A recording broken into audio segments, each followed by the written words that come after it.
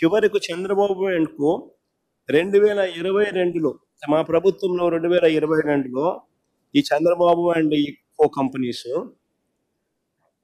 Competition commission of ఇండియాలో case వేసింది. సిసిఐలో, competition commission of ఇండియాలో. ఈ ఆర్డర్ను జాగ్రత్తగా పరిశీలించాలని మీ అందరినీ కూడా కోరుతాను. ఈ పిటిషన్లో వేసిన అంశాలన్నీ కూడా టీడీపీ వాళ్ళు అప్పుడు ఇప్పుడు చేస్తున్న అభియోగాలే. అందుకనే ఇది జాగ్రత్తగా అందరూ కూడా చూడమని చెప్పి కోరుతా ఉన్నాం. Because competition commission of India is a Khasi judicial body. It is governed by a judge. It's a Khasi judicial body.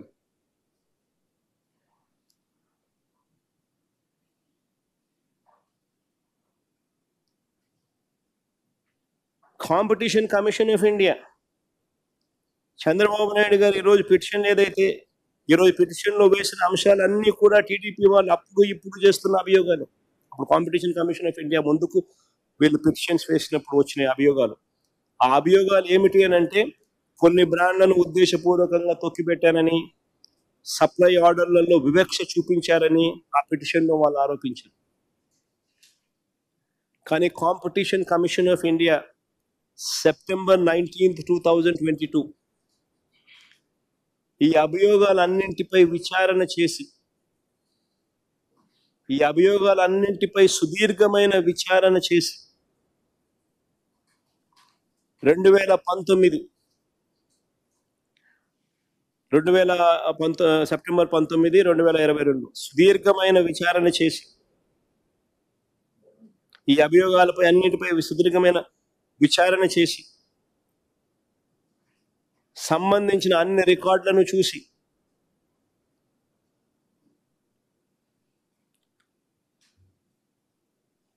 Supply ఆర్డర్లు అన్నింటినీ పరిశీలించి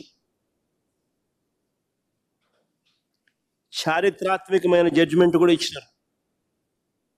ఆ జడ్జిమెంట్ ఒకసారి చదవండి.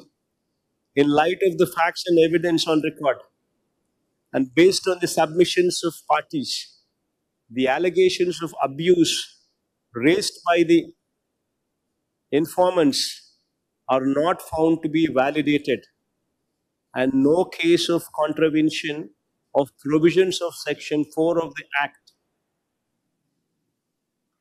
can be stated to have arisen on the part of OPs warranting an investigation into the matter. Abuse of dominant position, Section 4, abuse of dominant position, limits or restricts, include indulgence in practice or practices resulting in denial of market access in any manner. Clear cut ga CCI ఇచ్చిన తీర్పు రాష్ట్ర ప్రభుత్వం అమలు చేస్తున్న మద్యం విధానం పూర్తిగా సహేతుకంగా ఉందని, ప్రభుత్వం అనుసరించిన విధానం వల్ల మద్యం అమ్మకాలు తగ్గాయని, అన్ని కంపెనీల మద్యం బ్రాండ్లు కొంటున్నారని, వాటికి సంబంధించిన చెల్లింపులు కూడా సకాలంలో చేస్తున్నారని తీర్పిచ్చింది. సిసిఐ ఇచ్చిన తీర్పులో పారా 85, 90, 95, 96, 97, 98 and 101 పారాల్లో ఈ మొత్తం వివరాలన్నీ కూడా ఉంటాయి. ఈ సిసిఐ జడ్జ్మెంట్ కాపీ కూడా ఈరోజు ఈ మీటింగ్ అయిపోయే లోపల మీ అందరికీ కూడా it will be put up in public domain also.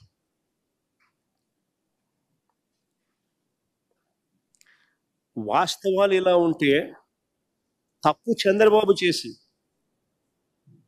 Private షాపుల కార్టెల్తో తనకు కావలసిన డిస్టిలరీలకు మేలు జరిగే విధంగా ఈ ప్రైవేట్ షాపుల చేత తాను ఇండెంట్ ప్లేస్ చేసి తాను ఈ రకమైన 5 డిస్టిలరీలకు 69% ఆర్డర్లు ప్లేస్ చేసి ఆయన స్కామ్ చేస్తే ఎదురు ఆరోపణ ఆయన చేస్తాడు. ప్రతి బాటిల్ మీద QR కోడ్ పెట్టి అమ్మేటప్పుడు ఆ క్యూఆర్ కోడ్ను స్కాన్ చేసి,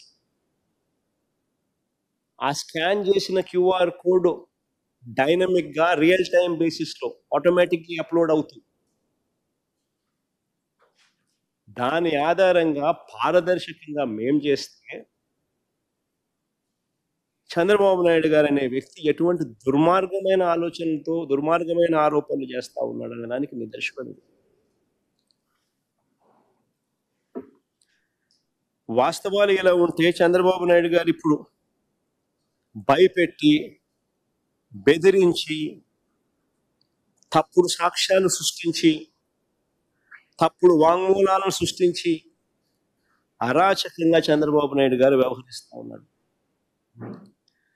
బ్రేవరేజెస్ కార్పొరేషన్స్ లో పనిచేస్తా ఉన్న సత్యప్రసాద్ అనే వ్యక్తి ఒక సాధారణ ఉద్యోగి, సూపరింటెండెంట్ స్థాయి. ఎంతమంది సూపరింటెండెంట్ ఉంటారో తెలుసా ఎక్సైజ్ డిపార్ట్మెంట్లో? పదుల సంఖ్యలో ఉంటారు. ఒక సాధారణ స్థాయి ఉద్యోగి. అనూష అని ఇంకొక అమ్మాయి ఎవరు, ఆమె చిన్న క్లరికల్ ఉద్యోగి, అది కూడా అవుట్ సోర్సింగ్ ఉద్యోగి. ఏందండి వాళ్ళని బెదిరించి వాంగ్మూలం తీసుకోవడం?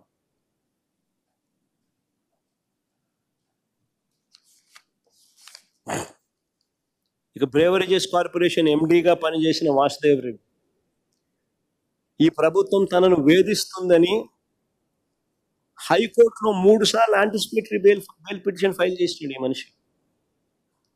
ఈ ప్రభుత్వం తనను వేధిస్తా ఉందని, హెరాస్ చేస్తా ఉందని 3 సార్లు యాంటిసిపేటరీ బెయిల్ పిటిషన్ హైకోర్టులో ఫైల్ చేసినాడు. ఇలాంటి వ్యక్తిని బెదిరించి, భయపడిచ్చి, చివరకు లొంగ తీసుకుని, ఇలాంటి వ్యక్తి మళ్ళీ స్టేట్మెంట్ ఇచ్చిన తర్వాత ఈయన సెంట్రల్ గవర్నమెంట్కి మళ్ళీ వెనక్కి వెళ్ళిపోవడానికి ఎన్ఓసి ఇచ్చింది.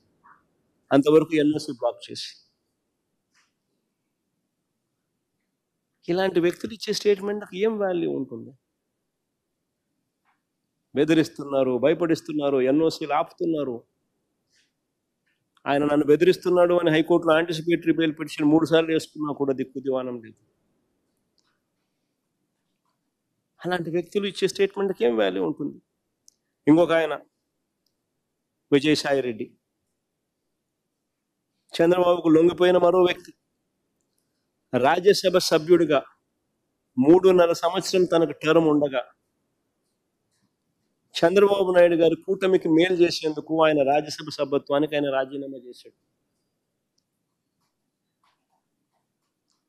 వైఎస్ఆర్సీపీకి ఎమ్మెల్యేల బలం లేదు, మళ్ళీ రాజ్యసభకు వైఎస్ఆర్సీపీ పంపించే అవకాశం ఉండదు అని తెలిసి, తన రాజీనామా వల్ల చంద్రబాబు నాయుడు గారి కూటమికి మేలు జరుగుతుందని తెలిసి తన 3.5 సంవత్సరం టర్ము ఆ కూటమికి తాను ప్రలోభాలకు లోనై అమ్మేసి,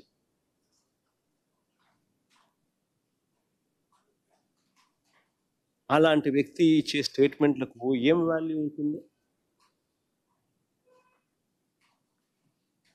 అటువైపు నుంచి మనం కూడా ఇటువైపున ఏమన్నా తీసుకుని ఇటువైపున తీసుకొని ఇదే మాదిరిగానే చెప్పిస్తే వాల్యూ ఉంటుంది?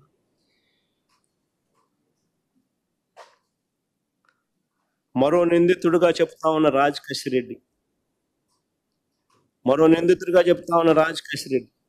అసలు ఈయనకు బెవరేజెస్ కార్యకలాపాలకు ఏం సంబంధం? అసలు ఈయనకు బెవరేజెస్ కార్పొరేషన్కు సంబంధించిన వ్యవహారాలకు ఏం సంబంధం?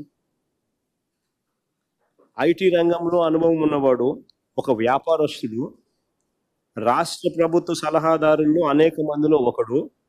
అది కేవలం 2 ఏళ్ల కాలంలో, అది 2 ఏళ్ల టైం, 2 years మాత్రమే, అది కూడా కోవిడ్ సమయంలో. విజయవాడకు వచ్చింది కూడా తక్కువే. 2 ఏళ్ల తర్వాత ఆయన సమయం కూడా పెంచింది లేదు, ఎక్స్టెన్షన్ ఇచ్చింది లేదు.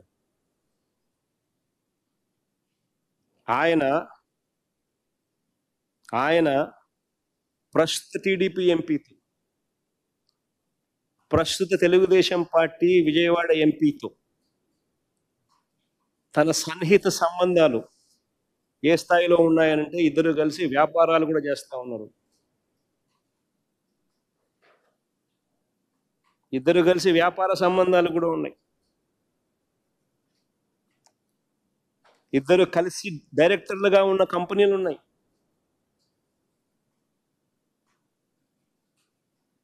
ఈ వ్యక్తి అయితే తెలుగుదేశం పార్టీకి సంబంధించిన సన్నిహిత సంబంధాలతో కలిసి ఉన్నాడు. ఈ వ్యక్తిని తీసుకొస్తే ఈ వ్యక్తిని సులభంగా ప్రలోభ పెట్టచ్చు అని ఈ వ్యక్తిని తీసుకొచ్చారు. ఈ వ్యక్తి మీద ఒత్తిడి తీసుకొచ్చి ప్రలోభాలు పెట్టి అప్రూవర్గా నేను మారుస్తాను, వ్యతిరేకంగా అబద్ధాలు చెప్పు అని అంటే ఈయన అబద్ధం చెప్పకపోవడం వల్ల ఈయన అక్యూజ్డ్గా చేసినాడు అని స్వయంగా ఈయన సుప్రీంకోర్టులో కేసు వేసినాడు. సుప్రీంకోర్టులో this man is also filed the case.